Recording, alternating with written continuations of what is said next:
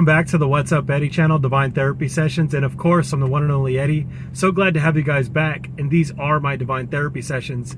And in today's Eddie's Love Bug Advice, we're going to talk about some problems or issues that come up in relationships in regards to feeling the need to be right, or it coincides with getting that last word in. Okay, so a lot of times when we do this comes from a place. When I say we, I mean I. When I've done this, and I do this, this overwhelming need to be right, or getting that last word in, oof, this is a relationship killer, because it becomes a habit. Anything that you do more than 3 or 4 times, it is going to become a habit, especially in relationships. In my opinion, man, when an argument happens, so you already know that if there's yelling or a raised voice, there's emotions that are angry, right? We're tapping into the anger emotion. If we're tapping into anger, we're already outside of ourselves. You've already lost the battle of yourself. And we're at the end of the day, we're trying to master ourselves, right? If you're getting angry, you're on a secondary emotion right now. You're not even working on the primary. So we've got an issue with that already, right? A lot of the times when I feel like I need to be right, and even when I supposedly win the battle or win the war in an argument, I always walk away from that situation feeling worse off than I had left it. I always walk away and ask myself, why did I do that? Why did I say that? That didn't make any sense. Now, the crazy part is why do we do that? And that's what I want to point out. I want to shine the light on is, okay, there's a few things, right? First off, when did you pick it up? That's always a good start. And you could honestly pick this up. It may not even been a bad childhood. You started going into relationships, and in those relationships, the other person felt the need to be right all the time. Now, if that person felt the need to be right, you develop the habit to be right over that person. It is a place of dominance, and that's not a good place to be at when you're in a relationship. It doesn't work for either party, right? But I noticed that this is for me. This is what happened to me. In the early stages of life, I didn't have much control, right? And the people around me always displayed a dominance over me. And then it became a place of, because I've lived in different households, right? And then it became a situation of always feeling need to be right, or always feeling the need to be heard.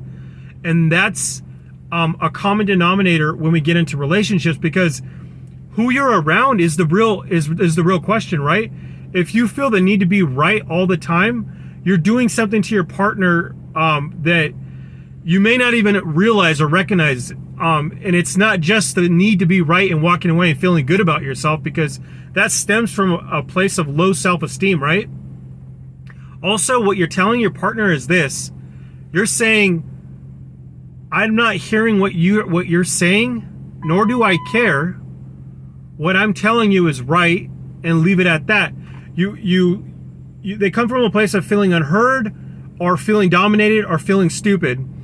Now, is that how you want to feel? I know I don't like feeling that way. And when I had to take a look at myself and realize that I was doing that to other people, because it wasn't just my love life.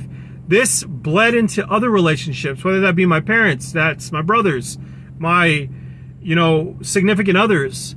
See, that becomes an issue after a while, right? But so it's always good to figure out where you got it from. So I identified it, and use your own discernment for where you found it from, because that's a good place to start. Because then you get to realize, okay, wait a minute, I'm with this person who had nothing to do with the past, and I'm bringing those past situations up at this moment, and this person has nothing to do with it. That's because you'll start to realize you will lose relationships doing those sorts of things to people. There's people that just won't deal with that. And it doesn't work. It's low vibrational. Also, another thing to remember too is this.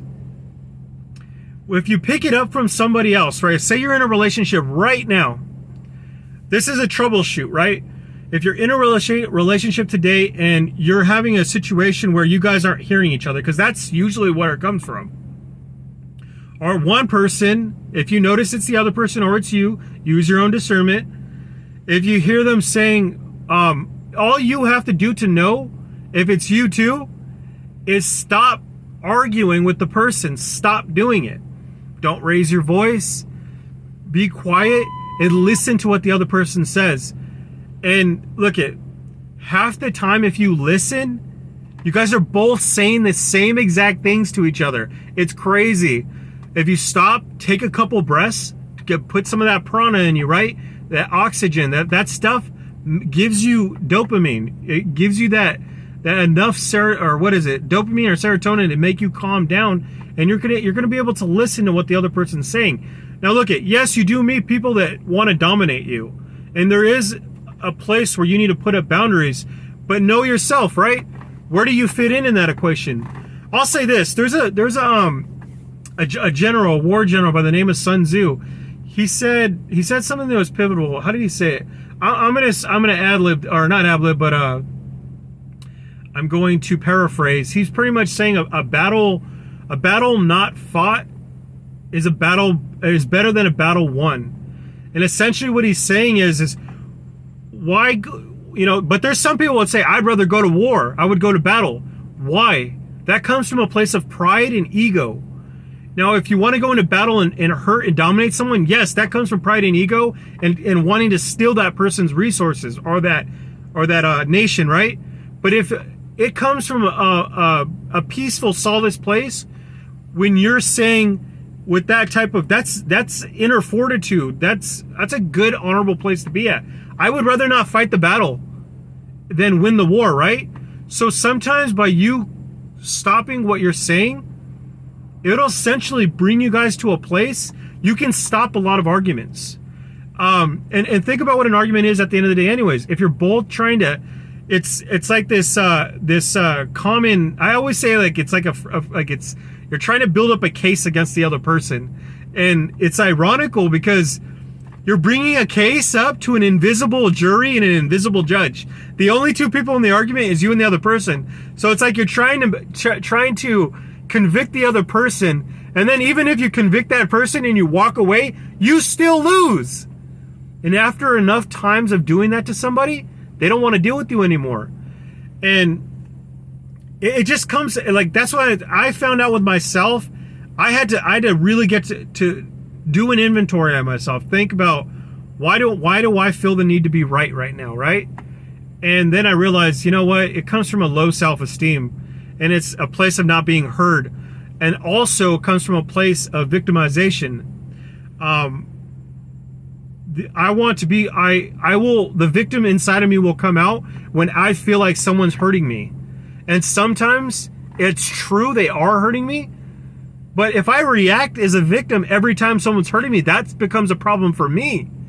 Now, and it also can turn into a situation where if someone isn't, like, I'm not the victim and they're actually in the right per se, I don't have a clear view on the situation, right? So the reason why I bring this up and I'm telling about myself is because I know that for me, I met with success when I stopped the argument right then and there. If you're trying to convict the other person, or if you're trying to make yourself right over someone else, stop the conversation. If you're trying to make details in a conversation, it's not going to work. Stop the conversation, walk away, and then reapproach it. Now, this is what I've learned. If you'll know if someone wants to go to battle or war with you, if you ask them, can you please stop doing this and change this behavior? And this is how I would like to see it. And then ask them, okay, what would you like me to do? When you start approaching an argument per se like that, I'm telling you, people will not want to either talk to you, they'll calm down and they'll come back and be like, okay, this is what I want you to do. You do that enough times and you'll stop that energy from happening. And you guys, I'll tell you this, man, that stuff becomes addicting.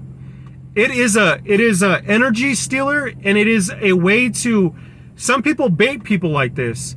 when you get off of your kilter, if you get off of your harmony, your zen, this is an opening for someone to just keep taking that energy. It's a bad place to be at, right?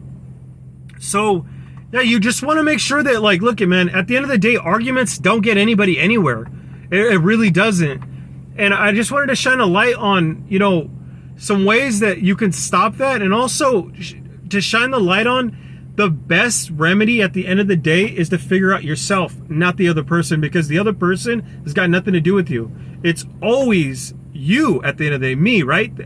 That's why I always say it's take the inner dive, the inner inventory of the situation or of the exact problem, and there's an exact formula, which I also state in other videos as well, so check those out as well, and it'll get you in a better place, a better way of thinking, right? All right, guys, that's all I got on this subject. Make sure to subscribe, give me a thumbs up, and I'll catch you guys in the next one. All right, guys.